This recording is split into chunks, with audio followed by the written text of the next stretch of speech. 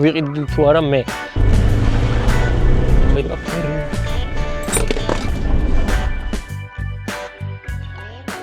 მოგესალმებით, მე ვარ ალექსი. მე ჩემყავს მანქანები, ვაწყობ მანქანებს, გიყვებით მანქანებზე და ჩემს საოცნებო მანქანამდე მივდივარ. ეს არის ერთ-ერთი ნაბიჯი ჩემს საოცნებო მანქანამდე, რასაც Subaru Forester Limited ქვია, 2021 წლიანი მოდელი არის. დღეს მოგიყვებით თუ ვინ ყიდულობს ამანქანებს, რატო ყიდულობენ ამანქანებს, ვინ ირჩევს ამანქანებს და რატო ყიდულობს ამანქანებს ის, ვისაც რეალურად ჩამოყალიბებული აქვს აზრი თუ რა უნდა და რატო. უპირველეს ყოვლისა ყველაზე მნიშვნელოვანი რაც არის, რაც პირველი გვხდება თვალში, ყველა იძახის რომ წიგნს არასდროს არავინ არ არჩევს ყდით, მაგრამ ტყუილია. ამ წიგნის ყდა მე პირადად მომწონს, სასიამოვნოდ გამოიყურება, მით უმეტეს შავ ფერში საკმაოდ ლამაზად არის შესრულებული და ჩემი აზრით უხდება ეს ყველა რაღაც განსხვავებული ფერის დეტალი, რაც დისკებზეც ჩანს, შავ-თეთრი არის, თეთრი რა ხრომი არის და ზოგი ხრომის ნაწილი უხდება ასეთ დიდ მანქანას, ცოტა უფრო ლამაზად აჩენს და ხაზს უსვამს ამანქანის ფორმებს და ხაზებს, რაც შეეხება ცოტა უფრო სიღრმისეულად ეხლა ამ მანქანას. აქვს 2.5 ძრავი, ატმოსფერული, 187 ცხენის ძალა აქვს, რომელიც ყველაზე სწრაფი და ყველაზე სხარტი არ არის, მაგრამ ამ მანქანის სისწრაფისთვის ყიდვა ჩემი აზრით არის პატარა აბსურდი. რაც ყველაზე ძლიერი მხარეები აქვს ამ მანქანას არის კლირენსი 4/4-ზე სისტემა, რომელზეც ცოტა უფრო დეტალურად ვისაუბრებ ვიდეოს მანძილზე, ასე რომ ვიდეოს ბოლომდე უყურებთ, ასევე ვიდეოს ბოლოს ვიტყვი თუ 3 დადებითი მხარე და 3 უარყოფითი მხარე რა აქვს ამ მანქანას. ფასსაც ვიტყვი ამ მანქანის და იმასაც ვიტყვი, რომ მე ვიყიდიდი თუ არა ამ მანქანას, გეტყვით ჩემს აზრს, მაგრამ ჩემს აზრს თლად არ ენდოთ, იმიტომ რომ მანქანებში ცოტა გარყვნილი გემოვნება მაქვს. ჩვენი Subaru Forester-ი გამოირჩევა 22 სანტიმეტრიანი დაკიდების სისტემით, ანუ კლირენსი დაშორება მიწიდან აქვს 22 სანტიმეტრი, რაც საკმაოდ კარგი არის ისეთი მანქანისთვის, როგორიც არის Subaru Forester-ი, იმიტომ რომ ამ მანქანას იყიდით სავარაუდოდ ოჯახისთვის, ან სადღაც სამოგზაუროთ, ან სოფელში გასასვლელად, ან ბებოს რო ესტუმროთ და მოიკითხოთ, ეს იდეალური ვარიანტია მაგისთვის. პროფესიონალური უგზოობისთვის ეს მანქანა არ გამოდგება, ეგიმედები არც უნდა გქონდეს, იმიტომ რომ ამ ფასის კატეგორიაში პროფესიონალური უგზოობისთვის მანქანები ჩემი აზრით რაღაცა მისტიკა არის, იმიტომ რომ 10-13,000 დოლარში უგზოობისთვის პროფესიონალურად განკუთვნილი მანქანა არის ლეგენდა და არ არსებობს ჩემი აზრით.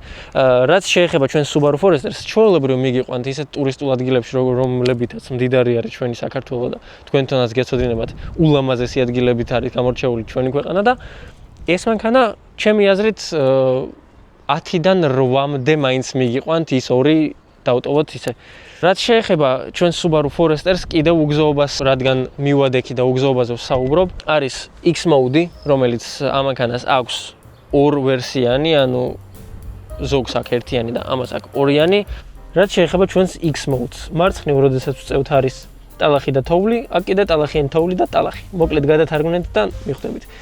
ზევიდან როცა ვაჭერთ არის ნორმალურ რეჟიმში გადადის ისევ და სპიდომეტრში აი ასე გამოიყურება ეს ყველაფერი. მარცხნივ გადავწიე ჩაერთო X-Mode, მარჯვნივ გადავწიე სხვანაირი ჩაერთო, ანუ უფრო ღრმა თოვლი და ტალახიც, ზევიდან ვაჭერ და ნორმალურზე გადადის. SY drives რაც შეეხება. ეხა გვაქვს ეს ამას რო ვაჭერთ წორზე გადის და ეს რო ვაჭერთ ცოტა უფრო სწრაფად ჩქარდება. ეგეც გამოგადგებათ და პლუს გვაქვს სიმეტრიული 4/4-ზე დაკიდება. წინაზე მომწერეთ კომენტარებში, რომ ცოტა უფრო დეტალურად გვესაუბრე 4/4-ზე და მაგ თემას არ ვეხებოდი, იმიტომ რომ თლად დიდად ჩამოყალიბებული არ ვარ მაგაში, იმიტომ რომ არ მივლია, არ მომწონს, არაკომფორტულად ვგრძნობ თავს უგზოობაზე, მაგრამ ეხლა მომიწია რაღაცები ამოვიკითხე და აი გიყვებით. მოკლედ, ჩვენ Subaru Forester-ს აქვს boxer ტიპის ძრავი. აი ასე გამოიყურება ჩვენი Subaru Forester-ის ძრავი.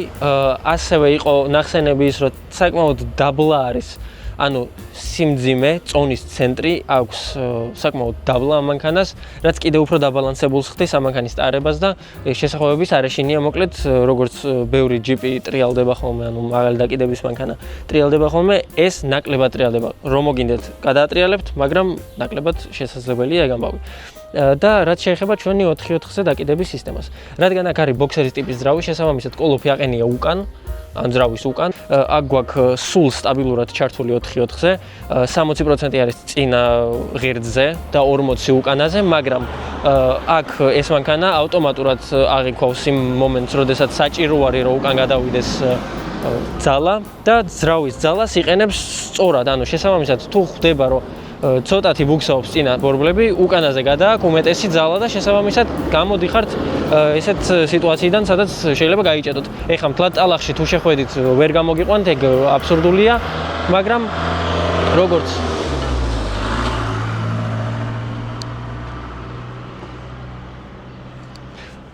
როგორც აღვნიშნე, რაც ჩვეულებრივ ცხოვრების სიტუაციებს შეეხება, უმეტესწილად 10-დან 8 სიტუაციიდან გამოგიყვანთ, ასე ვფიქრობ. და ესე ნელ-ნელა მივიდეთ სალონამდე. რაც ჩვენს სალონს შეეხება, საკმაოდ კომფორტულად გამოიყურება ეს სალონი, პლუს limited ვერსია რადგანაც გვაქვს. არის სულ ტყავში, საჭეც ტყავის გვაქვს, სალონის სავარძლებით ტყავში გვაქვს. ძალიან კომფორტულად ვზივარ ამ მანქანაში, სიმაღლეშიც სიგანე ეხა ჩემთვის პრობლემას არ წარმოადგენს.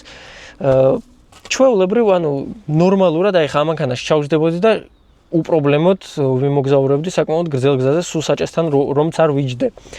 რაც შეეხება, ეხა დაინახეთ როგორ ვიჯობ წინ, უკანაც ჩავჯდები და მიხვდებით თუ რამდენად კომფორტულად შეიძლება იჯდე ამ მანქანაში.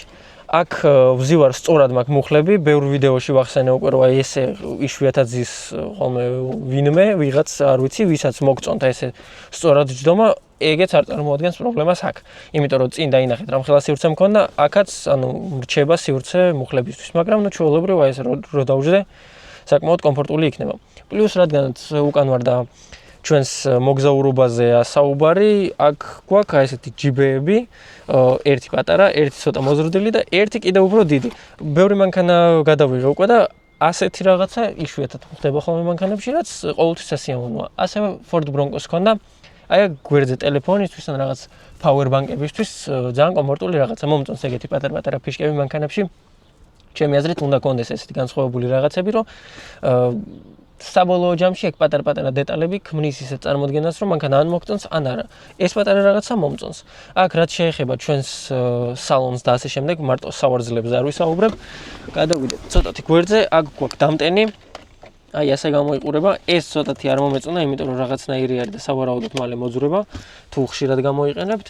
რაც აწყობის ხარისხს შეეხება, იაპონური აწყობის ხარისხი და ყველაფერი, მოკლედ იაპონური რაც არის მე მომწონს და რეალურადაც კარგია, იმიტომ რომ ამერიკულ მანქანებში ხშირად შეხვდებათ, რომ ზაზორები სალონშიც სულ ახალ მანქანაში ცოტათი განსხვავებული არის. აქ ყველაფერი კარგად არის, არ ჭრიჭინებს არაფერი, საკმაოდ მყარად ზის, რაც შეუძლებელია რომ არ მახარებდეს. ჩვენს აქ ისე რა ხდება. ეს ისე ლიჟბი იყოს, ისე არის გაკეთებული, ძალიან წვრილია, მაგრამ ესეთ დეტალებზე ყურადღებით რო ვამახვილებ და მანქანებს არ ჩამოვიყვანდი საერთოდ. უგზოობაზე ვისაუბრეთ, მაგრამ სულ ყოველდღე უგზოობაზე არ იქნებით, შესაბამისად ქალაქზეც უნდა ვისაუბროთ. რა აქვს ამ მანქანას ისეთი, რომ ქალაქში იაროთ და საკმაოდ კომფორტული იყოს თქვენთვის მანქანის ტარება ქალაქში. პირველ რიგში, რაც თან პლუსი არის და თან მინუსი ზოგისთვის არის ვარიატორული კოლოფი. შესაბამისად, რაღაც გადართვებს ვერ გრძნობთ, მაგრამ ქალაქში საკმაოდ კარგია ეგ, გადართვებს რო ვერ გრძნობთ. პლუს ქალაქისთვის, რაც ძალიან მნიშვნელოვანი არის სენსორები. შესაბამისად, გვაქვს გასწრების სენსორები, რომელიც სარკეში არის, აქ გვაქვს EyeSight-ი, რომელიც Subaru სისტემა არის და მოკლედ როგორც ყველა დანარჩენ მანქანაში ოღონდ სხვადასხვა სახელებით დისტანციას აკონტროლებს, დარტყმის სენსორები აქვს, შესაბამისად თუ ვიღაცა გიჩერებთ წინ მანქანას, ყვირის მანქანა და წივის, რომ ვაიმე ჩერდებაო და ტორმოზ დააჭირეო, ან რაღაც ყურადღება გადაიტანე ტელეფონზე, მაგაზეც შეიძლება რომ არ გადაიტანოთ, არა ტელეფონი გადადეთ ხოლმე, მეც ეგრე ვატარებ, ტელეფონის უმა გადაგდებული, იმიტომ რომ ხშირად მირეკავენ და არასოდეს არ გამოიყენოთ ტელეფონი საჭესთან. მაგას ხაზი უნდა გავუსვათ, მაგრამ თუ აი დაგავიწყდათ და ყურადღება გაგეფანტათ, საკმაოდ კარგი არის, ეს 1-2 მეც გადამარჩენა ხმამაღალი ნათქვამი არის, მაგრამ საკმაოდ გამომადგა, ასე ვთქვათ, მივდიოდი, პატარათი გავიხედე იქეთ და ყვირილი დაიწყო, რაც საკმაოდ კარგია. გვაქვს აქ, ესე იგი, რაც კომფორტს შეეხება, საბარგული იხსნება კნოპკით და იკეტება კიდევაც კნოპკით. ეგ მემორი და ასე შემდეგ, მაგ ყველაფერში გაერკვევით. ეს არის მოცურების გათიშვა, ეს არის auto start stop-ის გათიშვა, რომელიც შუქნიშანზე მოქმედებს ხოლმე, ეგ არ არის ეკონომიისთვის, უფრო ეკოლოგიისთვის არის და უაზრობა მე ყოველთვის ვთიშავ, ეხლა რა ვიცი, ჩვენთან 20 წამიან შუქნიშანზე ჩააქრე, დაქოქე, მირჩევნია გავთიშო და ეგ არის. რაც ჩვენს სისტემებს შეეხება. ჩვენი Subaru Forester-ები ზოგი არის Harman Kardon-ით, ზოგი არის Harman Kardon-ის გარეშე, აუდიო სისტემა არის ეგ და საკმაოდ კარგი აუდიო სისტემა არის, თუნდაც Harman-ი არ ეყენოს, მაინც საკმაოდ სუფთა და ისეთი ხმამაღალი ხმა აქვს. ადეკვატურის ფარგლებში, რაც შეიძლება რომ მოვთხოვოთ ასეთი კლასის მანქანას. სისტემები გვაქვს Android Auto, გვაქვს CarPlay, რაც საკმაოდ კარგია, იმიტომ რომ 2021 წლიან მანქანაში ეგ რო არ იყოს, ცოტათი არაკომფორტულია, იმიტომ რომ წარმოუდგენელია ხა ტექნიკის გარეშე. ცხოვრება, ტარება და ასე შემდეგ და ტელეფონი სულ ხელში რო არ გეჭიროს, საკმაოდ კარგია, ზარებს შეპასუხობ, მაპიც ჩართული გექნება. მოკლედ ეგ აქვს და დიდად გასაოცარი აღარც არის, იმიტომ რომ ყველაფერს ყველა მანქანას რომელიც ზევით არის 2015-დან ზევით, რა ვიცი, ყველას აქვს და უნდა კონდეს კიდევაც. რაც შეეხება გასწრების სენსორებს, აქ მომწონს როგორც არის, სხვა მანქანებში ხშირად აი აქ არის ხოლმე და ხანდახან არაკომფორტულია თვალისთვის და აქ საკმაოდ კაია, იმიტომ რომ ხილვადობაში არ გიშლის ხელს და არ გიწევს რაღაცნაირად ფოკუსის გადატანა თვალებით იმაზე რომ აი ანათებს თუ არა. აქ ანათებს ხოლმე Mercedes-ს აქვს სამკუთხედი, აქ გვაქვს ესეთი ხაზი და მოკლედ მომწონს. რაც შეეხება ზოგადად რო ვატარებთ, ხშირად ხდება ხოლმე ის რომ ბრმა ზონაში გვხვდება მანქანები და ბრმა ზონებს ვეძახით, ანუ აი ამას და სარკეები, როდესაც აყენია აქ, აი ამ სამკუთხედის მაგივრად, ცოტა უფრო იზრდება ეგ ბრმა ზონა. აქ ეგეც საკმაოდ დალაგებული არის, კარზე არის სარკე, შესაბამისად ბრმა ზონა ნაკლები არის და თითქოს აი გამჭირვალე იყოს ისე საერთოდ არანაირი დისკომფორტს არ გრძნობთ ტარებისას. ეგეც ქალაქისთვის უდიდესი პლუსია, იმიტომ რომ ხშირად ხდება, ხან ვიღაც გადაირბენს, ხან რაღაცა ხდება, ხან რაღაცა ამოხტება გვერდიდან, ძაღლი იქნება თუ რაც არ უნდა იყოს. მოკლედ საკმაოდ კარგია. სენსორებიც გვაქვს, ხილვადობაც გვაქვს, მთლად სენსორებს არ ენდოთ ხოლმე და ხილვადობა კი გვჭირდება.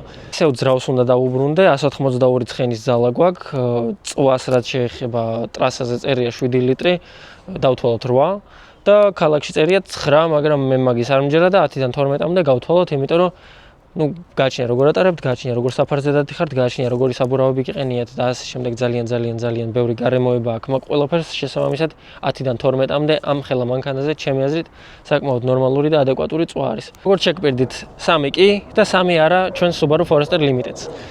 კი, ატმოსფერულ ძრავს, იმიტომ რომ ტურბო ძრავთან შედარებით ცოტა უფრო დიდი რესურსი აქვს და ძალიან ბევრი Subaru Forester-ი მინახავს აუქციონზეც მანქანების ძებნისას, რომელსაც 180 აქვს გარბენი, 160 აქვს გარბენი, 200 მილზე აქვს გარბენი და ჩვეულებრივ ანუ run and drive-ია, რთავ ვიდეოს ძრავი ჭიკჭიკებს როგორც 80,000 მილზე, არ ვიცი, მოკლედ საკმაოდ გამძლე არის ტურბოებთან შედარებით. მაღალი დაკიდების სისტემა, სიმეტრიული 4x4-ზე, რომელიც ძალიან დაბალანსებული არის და საკმაოდ კარგია და ბევრი სენსორი, რომელიც არ შეგეშინდება, რომ იარო, რომც იყოს წვიმიანი ამინდი, რაღაცა ვერ დაინახო და ასე შემდეგ. ჩემი აზრით, ასეთი წლოვანების მანქანას ყოველთვის უნდა ქონდეს უკვე სენსორები და ნელ-ნელა უკვე ვეჩვევი ამ სენსორებს. კამერები იქნება ეს, სხვათა შორის კამერებიც აქვს ზოგ ვერსიას და ეგ არის კომპლექტაციის ამბები, ჩვენ არ გვაქვს და სამწუხაროდ ვერ გაჩვენებთ, მაგრამ მენდეთ რომ აქვს კამერები და ზოგ ვერსიას ნამდვილად ჭირდება ეგ კამერები, დიდი მანქანა არის და ჩემი აზრით უნდა ეყენოს. ასევე პლუსებზე საუბრისას შეუძლებელია არ ახსენო აი ამ ხელას სივრცე სალონში, რომელიც გაძლევს სრულ თავისუფლებას, ანუ მოგზაურობისას ჩვეულებრივ შეგიძლია ჩანთები ჩაალაგო, ოჯახი ჩაისვა, შენც მშვიდად წყნარად იჯდე, ანუ არ მოგიწევს რაღაცნაირად შებოჭილად ჯდომა, იმიტომ რომ მოგზაურობისას საკმაოდ არაკომფორტულია ეგ ამბავი, რაც პლუსებში ეთვლება ჩვენს Subaru Forester-ს. ძრავს როგორც პლუსში, ისევე მინუსებში ჩავწერ, იმიტომ რომ ატმოსფერული ძრავი 182 ცხენის ძალით მთლად ყველაზე სწრაფი და სხარტი არ არის, შესაბამისად ვარიატორთან ერთად კიდევ უფრო მეტი ლოდინი გჭირდება დგას რო დააჭერთ, სანამ აღიქვავს ამ ყველაფერს და სანამ აჩქარდება, ცოტა მეტი დრო უნდა, ეგ შეიძლება მინუსი იყოს ზოგისთვის, მე მაგალითად მაღიზიანებს ეგ ამბავი. რაც შეეხება კიდევ ერთ მინუსს, ვარიატორიც ვახსენე და ვარიატორი ბევრისთვის მინუსი არის და მთლად ყველასთვის სასიამოვნო რაღაცა არ არის მანქანაში, ეს ბღუილი რაღაცა გადართვის ლოდინი და ასე შემდეგ, იმიტომ რომ ყველაფერი სპორტ რეჟიმიც კი ჩემი აზრით აქ ცოტა ისეთი არის რა, ლიჟბი იყოს, აი ისეთი სპორტ რეჟიმია, რაღაცა დიდ ცვლილებას ვერ ხედავთ და ვერ შეამჩნევთ. და კიდევ ერთი პატარა მინუსი, რომელიც ყველა აი ასეთი კლასის მანქანაზე შემხვდა, ძალიან ბევრი მანქანა ჩამოვიყვანე უკვე დაახლოებით ასეთ სტილში და ყველას აქვს ეგ პრობლემა, ხმის იზოლაცია, შესაბამისად ასეთ მანქანებს არ უნდა მოუთხოვოთ დიდად რაღაცა სასწაულები, მაგრამ ხმაური შემოდის და ეგ უნდა მივიღოთ, მოვერიოთ რამენაირად, დავშალოთ რაღაცა იზოლაციები გავუკეთოთ და ასე შემდეგ. მით უმეტეს აი ესეთ საბურავებზე კიდევ ცოტა უფრო ხმამაღალია ყველაფერი, ასფალტის ხმაც გესმით, საბურავის ხმაც გესმით და მოკლედ ხმები შემოდის სალონში, ეგეც მინუსებში ითვლება. რაც შეეხება ფასს და ვიყიდიდი თუ არა მე ამ მანქანას. დაახლოებით $13,500 ფარგლებში არის ამ მანქანის რეალური ღირებულება. ზოგი ვერსია არის ცოტა უფრო ნაკლებში, ზოგი ვერსია არის ცოტა უფრო მეტში, მაგრამ პლუს მინუს მოდით შევთვალოთ 12,500-დან $15,000-მდე ჩვენი Subaru Forester-ის ფასები 2021 წლიან ვერსიაში. რაც შეეხება ფასს და ასე შემდეგ, კიდევ შეიძლება 12-ზე ნაკლებში ვიყიდოთ, მაგრამ მდგომარეობასაც გააჩნია, ახლა როგორი ისტორია ქონდა და ასე შემდეგ. ეგ ყველაფერიც მოკლედ ხაზგასასმელია და ყურადღება ამისაქცევი მაგაზე. და აუქციონზე ყიდვის სიტუაციასაც გააჩნია, ვის განყიდულობენ და ასე შემდეგ. მანქანის ჩამოყვანა თუ მოგინდებათ, იცით ვის უნდა მიმართოთ, სოციალურ ქსელებს გამოვანათებ ჩემსაც, მე თუ არ იცოდით, ჩამოყავს მანქანები და მოკლედ შეგიძლიათ მომმართოთ. ასეთი Subaru Forester-ი $13,500-ში, 13-ში ვთქვათ, ვიყიდი თუ არა მე. მე ვფიქრობ, რომ ჯერჯერობით არა, უარს ვიტყოდი ასეთ მანქანაზე, რადგან ცოტა წარმოუდგენელია ჩემთვის ჯერჯერობით, შეიძლება 1-2-3 წელში უკვე ოჯახიც რო გაიზრდება და ასე შემდეგ გადავიდე ესეთ კლასის მანქანებზე, მაგრამ ჯერჯერობით ჩემი ვარდისფერი ფიტი მაგმაყოფილებს.